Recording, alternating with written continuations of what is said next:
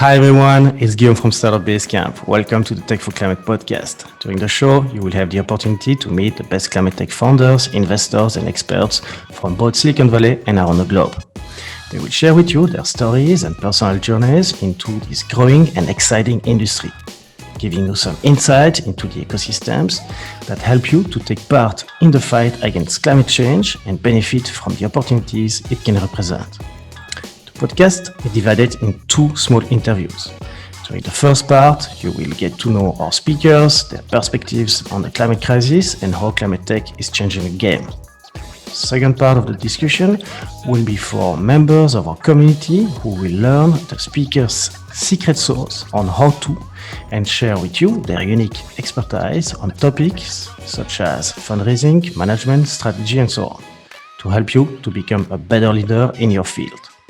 So before we start, I would like to quickly share what we are doing at Startup Basecamp to support climate tech founders in accessing resources and gaining visibility with investors they seek. Our initiatives include a membership-based community platform offering access to a dedicated Slack group with a growing number of founders, experts, and investors from around the world, and a series of exclusive content such as interviews, weekly job listings, events, and our quarterly online pitch of night opportunity.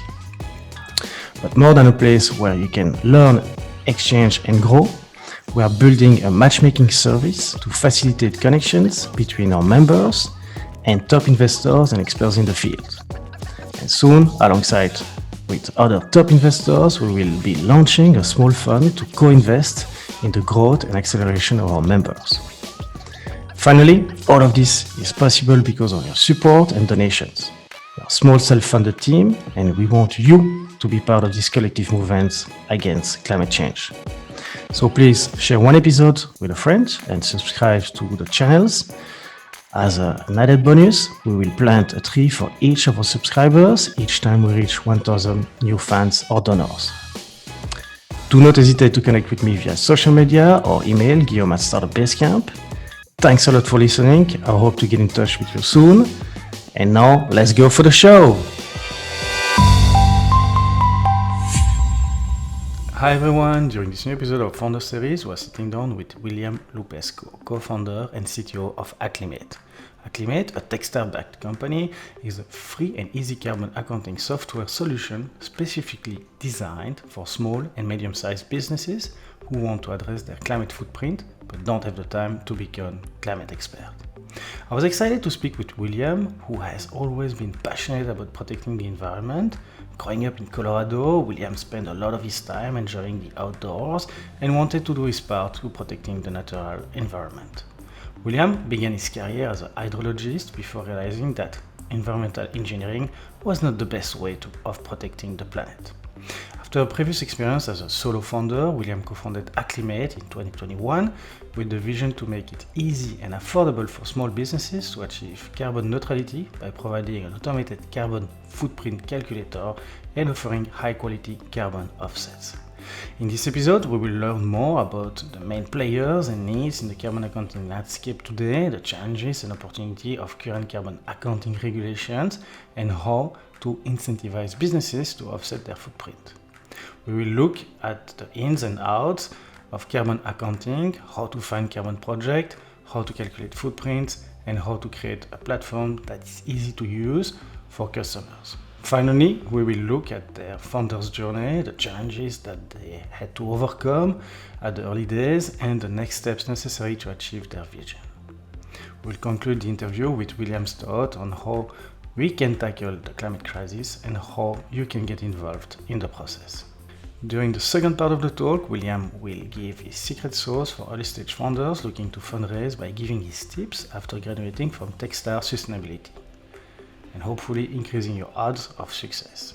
Finally, he will share how he has managed to maintain a good work-life balance as a busy CEO and what he has learned to spend his energy on to re-energize.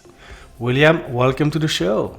Hi, William. Welcome to the Tech for Climate podcast. I'm super happy to have you here with us today. I believe it's going to be a great opportunity to hear your story and learn more about what you are up to with Aclymate. So welcome to the show. Thank you so much. It's great to be here. So before we start, this is the first question that we always have. Give us a 30-second introduction about Aclymate. Yeah, so Aclymate is a carbon accounting tool designed for specifically for small businesses. A lot of businesses want to do their part to fight climate change, but they don't really know where to start, or if they do, they think it's too expensive. So we make it really, really easy for any business, no matter how small, to become carbon neutral. Our algorithms can convert their business data directly into a carbon footprint in a lot of different categories. And then we have a really large selection of offsets that they can choose when they want to offset their emissions. And then at the end, they'll get a little badge that they can put on their website to show that they are carbon neutral and show off that they're doing the right thing. So let's start from the top. Can you tell us a bit more about your personal story and background? What are you passionate about? I mean, what do you love to do besides building Aclymate? What makes you feel inspired or like your best self? As I always ask, who is William? Yeah. My background, I had another company before this, but my background originally is in earth sciences and civil and environmental engineering. That's what I did. My what I do when I'm not at work is I go outside and I try to go outside as often as I can, and so I have a really strong passion for the natural environment, and so I think that drives a lot of what I'm doing here at Aclymate, a desire to protect the natural environment that I love. So tell us a bit more about your different work and life experience prior to launch of Acclimate. I mean, what did you learn along the way that in a way you would not have if you had a different journey, and that you believe in a way gave you an edge to start Acclimate? Yeah, so I spent 3 years. I live in Denver, Colorado. I spent 3 years after graduate school as an engineer here in Denver, doing some engineering consulting. I was working mostly on water wells. I think still that water is going to be the big defining challenge of the 21st century, and I really thought that I wanted to make that my solution and or make myself a solution to the problem. That's why I studied water engineering. Turns out that being an engineer, you're not actually solving that problem in a meaningful, tangible way, or at least that was my experience doing it for 3 years. So I quit 6 years ago and I started my first company, even though I didn't know anything about tech or business. I was just young enough to be crazy enough to follow my dreams. And I had this idea for a startup that was inspired by my dog. And I went out and I did it. And that was my first company. I did that for 5 years. We raised some money. I built a team. I taught myself how to code. I brought a new product to market, and learned a lot along the way about business, technology, etc.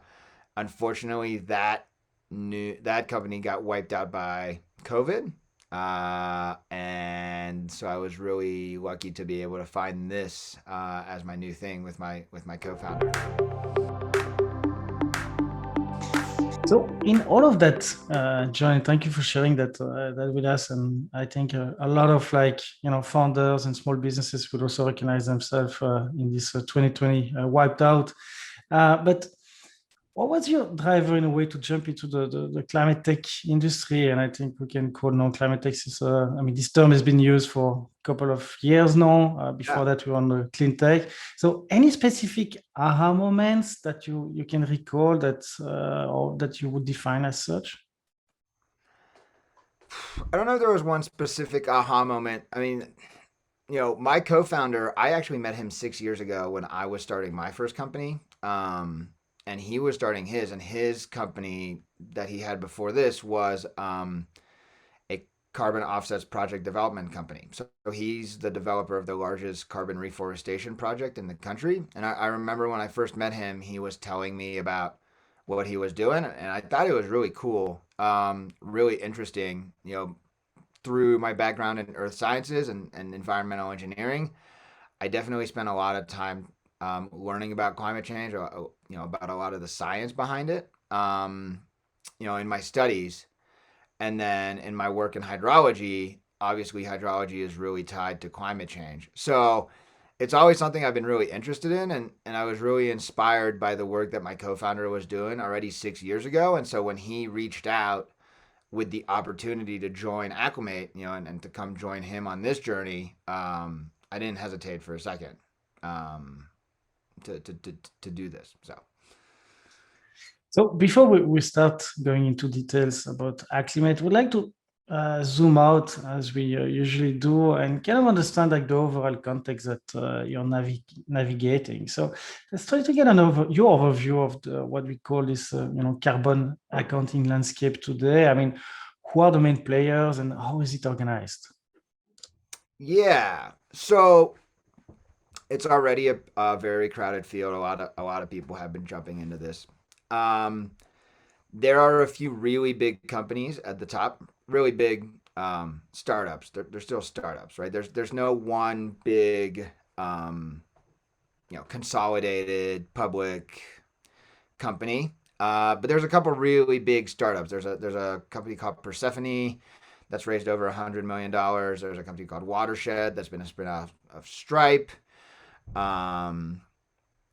There's a few other really big ones whose name are escaping me for now. Oh, there's one called Sinai. Um, Most of the companies in this space, at least here in the US, are focused on big companies. And that's great because big companies obviously account for the bulk of emissions and we need to do something about them. Big companies are also driven by ESG pressures, and have some real financial incentives to be able to do this. And so the other companies in our space have identified that big companies are really lucrative business opportunities and are really focused on them. We are very much down market from that and are focused on what in the United States is the vast majority of companies, small businesses, right? So there are over 6 million small businesses in the United States that employ someone else. And that's where we play. So that's like 0 to about 250 people is who we're targeting. And in that space, there is much, much fewer competition. Other competitors for us because everyone, it seems, is focused on the big guys. So we really feel like we're the only carbon accounting platform in the United States that's really focused on small businesses. So before we go too much into detail about how Aclymate positioned themselves regarding the competition, what are the challenges and opportunities that you see in the market today in terms of accelerating the adoption of carbon accounting solutions? And you mentioned the big corporation, Fortune 500 and so on, using the 2 or 3 main software solution. But what is blocking, and maybe more at the SME level, or slowing down this adoption? Is it because of a need of new regulation that really will enforce those companies to look and start to use this kind of solution? Or is it because there's not enough provider like you, or is it maybe is it I don't know, what would be the break, and what is slowing down the market to really accelerate that?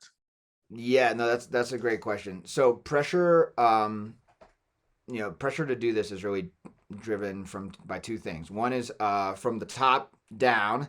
So small companies that want to engage with big companies often have to comply with whatever regulations that they have. So they are starting to feel the same ESG pressures that their larger peers are feeling. Or if they're part of a supply chain for a larger company, the larger company might have specific rules for companies in the supply chain. The other pressure is coming bottom up from members of what we're calling the climate generation, which is typically millennials and Gen Z. Those of us who grew up hearing about climate change, knowing that it's a big problem, and are motivated to do something about it, we prefer to shop or be employed by companies that are conscious about their climate footprint and that share our values. So those are really the pressures that companies are feeling. But you're right. For now, it's still voluntary, and so that's a challenge. A lot of our customers say that they understand the value of what we're doing. They think it's important. They want to do it, but just not right now, because right now we're focused on other things. We're still recovering from the pandemic, etc. So it's hard to get companies to make this a priority. Regulation would help. The problem is regulation right now. Businesses feel like it's an undue burden on them to have to do this accounting because it can take a long time. It's very laborious. And so, one of the ways in which we're presenting ourselves is that we would enable regulation, right? And we've already started to see that. We can talk about that more. But by making it so easy for these companies to do the right thing, we can enable the regulators to come in and say, hey, this is something that all businesses should be doing. Yeah. So, I mean, and you mentioned like North America, US, Canada, and mainly US, where you guys are active. But do you see any difference, maybe according to you and based on your own, knowledge of the market? Do you see any difference in terms of like at the European versus North American market in terms of like, I mean, I guess competitors are everywhere, but is everyone focusing into their own, I would say, country or region of interest, or is it something that could go more global as a solution? And do you see any differences between the way how those markets are operating outside of the US or versus the US and North America? Yeah. So admittedly, I'm certainly not an expert on, the markets that are not the U.S. because that's not where we're focused right now. But our plan is to take our company, international at some point. Right now, it would be tough because a lot of the data that we have is really tailored for the U.S. markets, right? So we have a lot of data from the EPA and the Energy Information Association, and sort of other U.S. centric agencies. We'd have to go out and collect that data for every country or for every other market. So maybe there's a big sort of centralized data repository for Europe. That's not something we've looked into yet. I know that Europe is much, much further ahead. And another possible complexity for this is the fact that Europe has different reporting requirements than what we have in the U.S., and so we would have to be able to build out, new reporting features. But those are all fairly minor things. I think in general, this is a universal application. We're not going to be able to solve climate change unless every company on the planet is able to start doing this. And a lot of the core functionality of what we're doing, of how we account for carbon, really is universally applicable. Yeah, we all need to be in this together. So. Definitely, and we'll cover a little bit later in the interview, like the way how you guys calculate carbon footprint. But speaking about data, you mentioned that here, like you have access now with thanks to the different customers that are on your platform, so you can kind of like I guess slowly able to step back and understand the different areas where the carbon footprint for company for the different companies are the most heavy. Do you see any like trends in terms of like the SMEs? Where are the main point of interest or the area the most difficult in a way to decarbonize?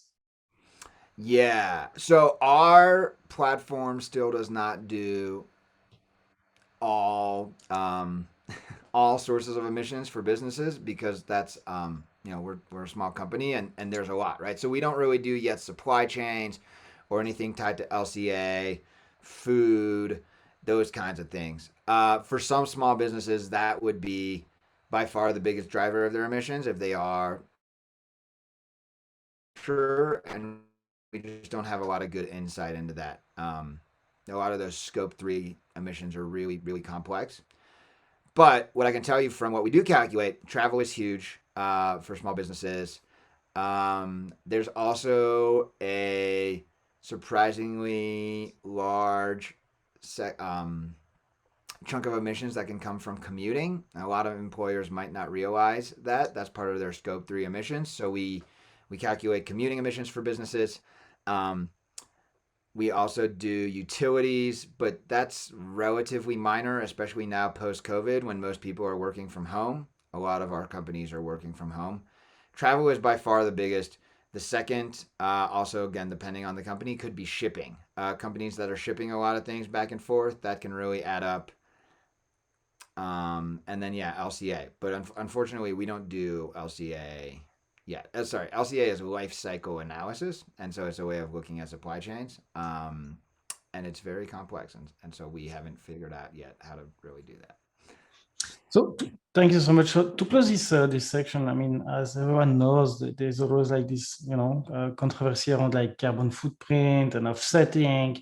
So according to you, what is the real impact of those like calculation and the offsetting on climate change and the planet in general? I mean, why do they need to exist? Or is it more like a buzz or greenwashing, tool that companies in a way can use to look better and attract more talent or customers? Yeah, so we certainly don't think of what we're doing as greenwashing. The carbon offsets that we sell, they all have measurable, tangible impacts on the climate, benefits to the climate. And so we think of this as a way for companies to start doing something and to quantify the cost of the emissions that they are putting out there. Now, for now, carbon offsets are really cheap. And so it is really easy for a company to just say, like, I'm just going to offset this every month and I don't have to do a whole lot about it. That's going to change soon. Carbon offset prices are going to start coming up as everyone tries to get their hands on these offsets. And at that point, if you want to be carbon neutral and you want to do it just with offsets, that's going to start costing a lot of money. And so we see this really as an incentive for companies to start actually making meaningful reductions.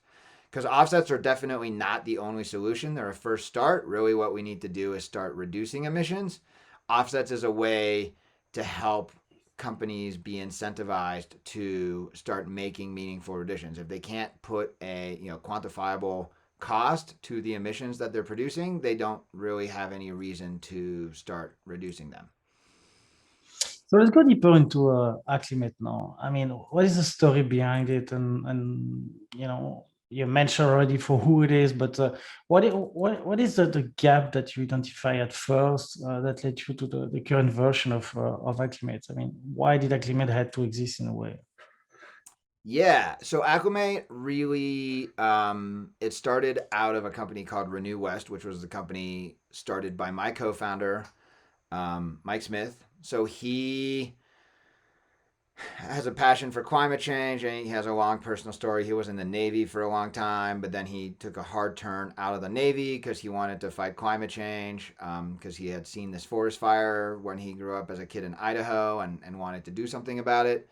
So Mike spent 6 years growing Renew West and in the process developing the largest carbon reforestation project in the country. And eventually he was joined by his co-founder, John Cleland.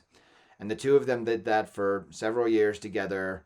But they realized that planting trees and doing carbon offsets work isn't going to matter a whole lot if all the trees burn down and everything burns down anyways. So the realization was that this needed to scale a lot faster. And we needed to get a lot more businesses in on trying to do this. But they didn't have the means to do that. So that's when they brought me in with my background in software development and building products. I was invited to join the team to help build some kind of product that would allow us to tackle climate change in a much more scalable way. We whiteboarded it out and we identified really that the big opportunity was in small businesses because they are underserved. Nobody is really paying attention to them. They still have a very significant contribution to emissions. But there's no way really for them to do anything about it. And so that's how we settled on Aclymate. We had a whiteboard session, the three of us, 2 years ago, actually 2 years ago this week. And we've grown out from there. And then eventually Aclymate got to the point where it spun out of Renew West and became its own company. So, and I think that's a good segue for my next question. Like on the product side, how does it work? If you could walk us through the user experience, like For people who are listening to the show, doesn't have Aclymate in front of them, like walk us through. Yeah, absolutely. So there are two key insights that sort of drive the whole product experience. One is that all of the data that businesses need to be carbon neutral is data that they already have, right? It's buried in their financial data, their operational data, etc. So we wanted to make it as easy as possible to do this, and that means minimizing the amount of data that you need to input to be able to figure out your carbon footprint. The second is that anyone should be able to know their carbon footprint without having to become an expert in carbon and without having to spend a whole lot of time on it. Small business owners have a lot of other things to do.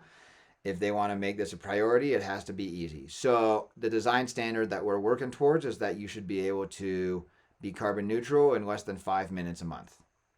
So when you sign up for Aclymate, and it's free to sign up and free to figure out what your carbon footprint is, we're going to guide you through an onboarding process.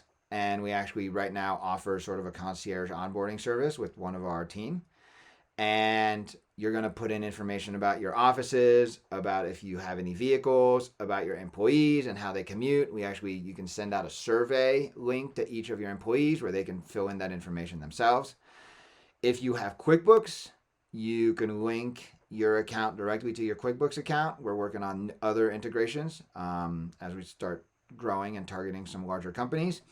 And then we have an algorithm that will pull in financial data from businesses and convert it into emissions data, right? Because again, things that you buy are tied to your emissions, and that information's there. We just need to extract it. So we can read that data directly from QuickBooks and pull it right into your account and tell you what was an emission and what wasn't.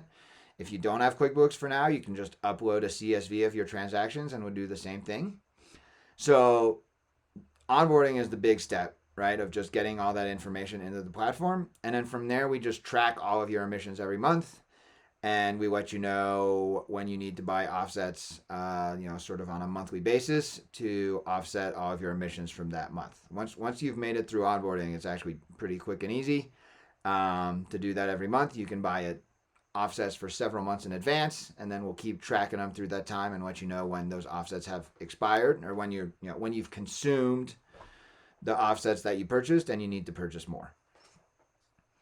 So I'd like to go back a little bit about we understand the onboarding process, and I believe it was probably like one of the first challenges that you guys had to put together. Is like it's always like this, like how do we collect those data, organize them in a simple manner, and from there we can then process the carbon footprint calculation. So can you tell us a bit more about this carbon footprint calculation? How does it work? Which framework are you using? How do you ensure the accuracy of in a way the footprint that you show to customers? And do you have any like independent reviewer or contributors? Like if you can tell us a bit more about it. Yeah.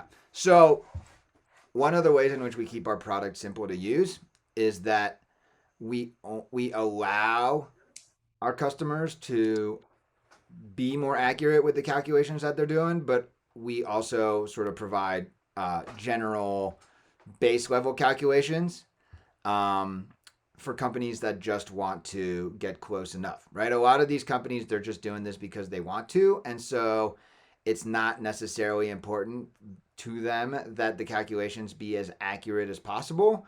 They just want to know that they have a number that's pretty close and that they're doing the right thing. So we guess a lot, but when we guess high, because guessing high just means that they're buying more offsets for the planet. So we intentionally guess high.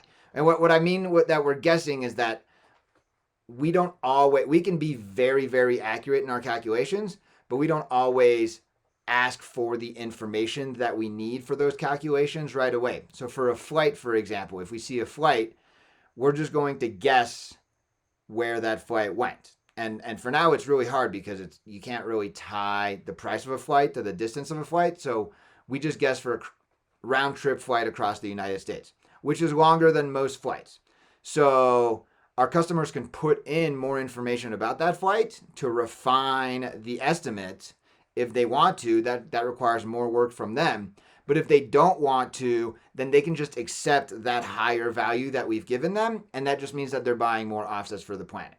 And so a lot of our customers are okay with that model where we do a preliminary guess, and then if they want to come in and give us a lot more data, they can. Now, in terms of how the calculations work, everything is based off the greenhouse gas protocol, and we use publicly available data sources to be able to do all those calculations. So our data comes from sources like the EPA, the EIA, which is the Energy Information Administration. We also have data from DEFRA, which is the British EPA. We have some UN data, some from like directly in the greenhouse gas protocol. All of it is publicly available data. We have not yet, just because we're still a small company, we have not yet gone out and done like a third party audit um, of our calculations, but it's something we plan on doing at some point. So I guess it's one of the most challenging part of the whole business. So what keeps you up at night right now with in order to improve the product and the service? We are really focused all the time on how to make our product easier for our customers to use, because that seems to be the biggest obstacle. Is that just they're running a business, they don't have time to do this, they don't have time to make it a priority, and so if it requires any more time than it needs to, they're just not going to do it. So talking to our customers is very, very important to us, because we really need to understand what the roadblocks are and how we can make this easier for them, more intuitive. That's one thing. Then also data privacy and protection obviously is a big thing. We're getting a lot of data from these companies. We a lot of it is fairly sensitive, like financial information. We really feel an obligation to protect it, and we know that they expect that from us. And so that's another thing that keeps me personally as the CTO up at night is, we got to make sure we protect all this data. So speaking about the selection of the offsettings project that you guys have and propose to your customer, so like how does it work? Like how do you select them and how do you ensure that they're offsetting efficiency? I would say in terms of and long-term viability and in a way quality. So how do you select all of them and say, okay, this is a valid one that all customers should use? Are you conducting any regular reviews as well? Because as you all know, like we all know that the offset market, it's not only about planting trees, but does it really like remove the CO2 that companies are paying for? So how does it work on your side, guys? Yeah, so we get our projects from two vendors who deliver the projects onto our platform through an API. And so they are mostly responsible for selecting the projects, vetting them, etc. And then they provide those projects to us, but that doesn't mean we're not still reviewing them. So the vast majority of the projects we sell have verification documents available, and we provide a link to those verification documents directly from inside our platform for people who want to read them.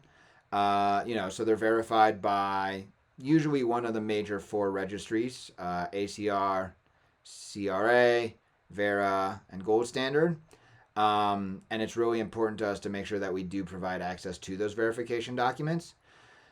Small businesses don't necessarily know a lot about offsets, and that's part of the purpose of Aclymate, is that they don't have to. So for a lot of these companies, it's really just an emotional buy. They buy products that they're interested in and that somehow appeal to them. So we provide a very wide range of offsets to try to really give our customers the largest selection of offsets and make sure that they can find something that they want. For a lot of our customers, it's really important to have something that's geographically close to them,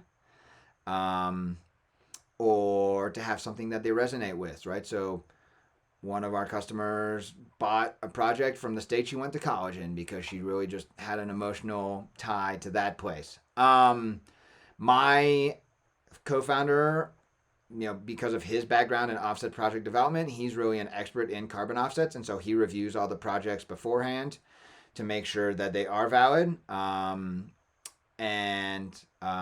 That's how we list them on our platform. And then, like I said, we offer a broad range of selections, so not just geographically, but also by category. So we don't just do forests, we also do a lot of methane conversion. Then we have a lot of weird sort of alternative ones like electronics recycling. For a while, there was like an improved ship hull coatings project. But again, all the projects that we offer are quantifiable and verified, and make a meaningful, tangible impact on the climate. So speaking about the economics of Aclymate, I mean, I saw that you guys are, and you mentioned that at the beginning of the show, you guys are free. So what's the business model? I mean, how does it work? Who pays the bills? And maybe if you can share with us, like, your future projection, tell us a bit more about that. Yeah, absolutely. So our product is free, and that's intentional. We think that a carbon footprint is like a credit score. You can't do anything about your credit if you don't know what your credit score, and similarly, you can't do anything about your carbon footprint if you don't know what it is. So we think it's free, and we think every business should have the right to know that for free.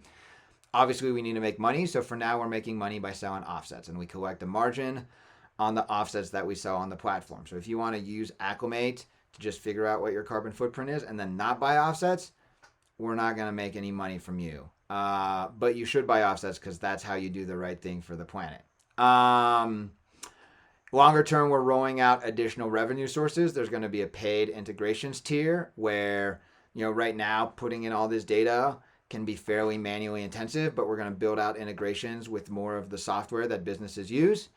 And that's something we'll charge for. We're also going to roll out something like a concierge service where we can do a lot of the work for you. And that's also something that we're going to charge for. So there are, we currently, again, make money from offsets. We're looking at other ways to make money, but the core principle that your carbon footprint is something that you have a right to know and that you should be able to know that for free, that's something that's always going to be a place for us, and we're always going to have a base product that's free for businesses to use. Sorry about that. I was on mute to make sure there's no background noise. So finally, can you tell us a bit more about like the size of the market opportunity here? I mean, and how are you guys planning to scale the operation to take as much as possible piece of that market? I mean, what are the steps to achieve it in terms of your roadmap? What's next for Aclymate? Yeah, so we're really targeting, like I said, I think earlier on, the 6 million small and medium businesses in the United States that employ someone. So that's already a fairly large segment. Right now, we are working through channel partners. We've developed some great partnerships already with some other green business associations or other sustainability organizations that already have a large user base that we can tap into. And we're starting to look at ways of integrating with other services that are industry specific.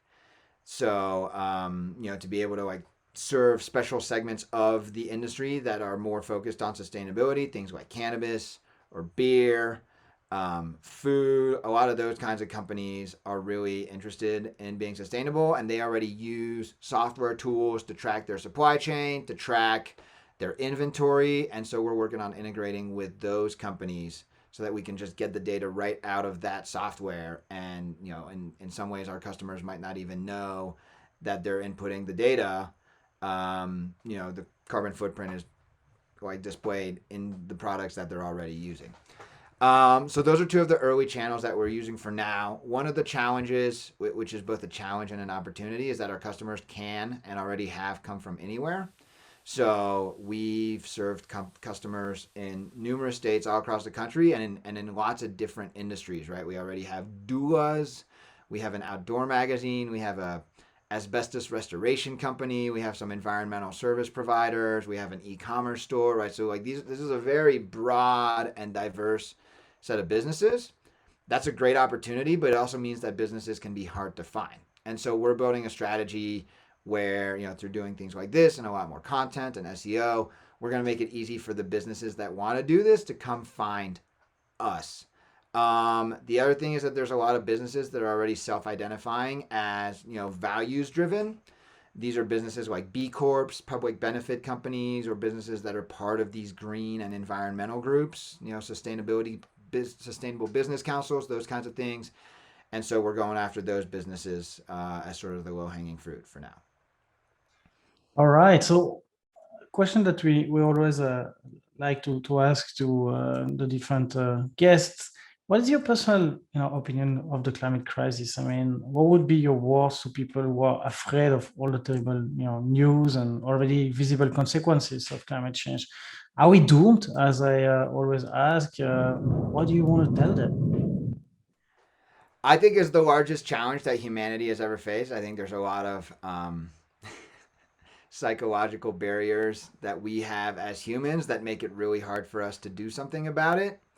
It's easy to feel like we're doomed, but I take a lot of comfort in all the people I know who are actively working to do something about it and to really make a difference. There's a huge community, and it's growing every day, of people who really care about this and are doing it. And I think we humans are smart enough and innovative enough to be able to figure this out if we focus on it. And so I'm heartened to see that more and more people are starting to take it seriously and are starting to actually try to do something about it instead of just sitting and doom scrolling on their phones. Okay, and thank you so much for sharing your positive view of the problems. It's really inspiring and exciting to see many people like you taking the problem and turning it towards a solution, or at least an opportunity to create solutions. So, how can the listeners, founders, investors, LPs listening to the show can help you? Be carbon neutral. Go to acclimate.com, sign up to find out what your footprint is, and then buy offsets. Don't just do it for us, do it for the planet. Fantastic. So, any question that I did not ask you that I should have for this first part of the interview? No, I think, the last thing I would say to follow up on, your question about are we doomed is it's really important for people to get involved. Not everyone can go work for a climate tech company, but there are other ways to get involved: volunteering, giving money, taking care of your own personal emissions, etc. It's really easy to feel hopeless, but getting involved and feeling like you're doing something is a way to make yourself feel better and to actually, start making a difference for the planet as well.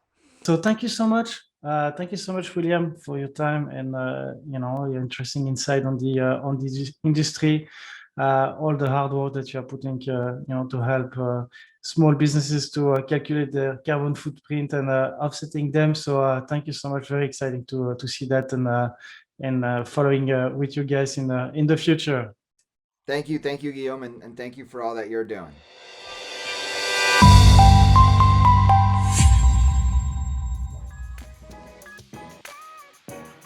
Hi, it's Guillaume again. Thanks for listening. I hope you enjoyed the show.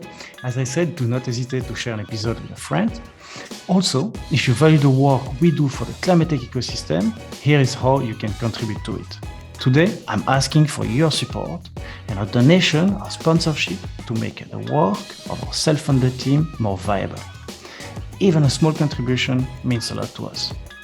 In any case, I will invite you to subscribe to our channels and visit our website startupbasecamp.org to discover more episodes like this one. And get your membership to access all our members' exclusive content. So remember, all of this is possible because of your support and donation. And we want you to be part of this collective movement against climate change. Let's keep in touch, and I hope you will enjoy our next show with us.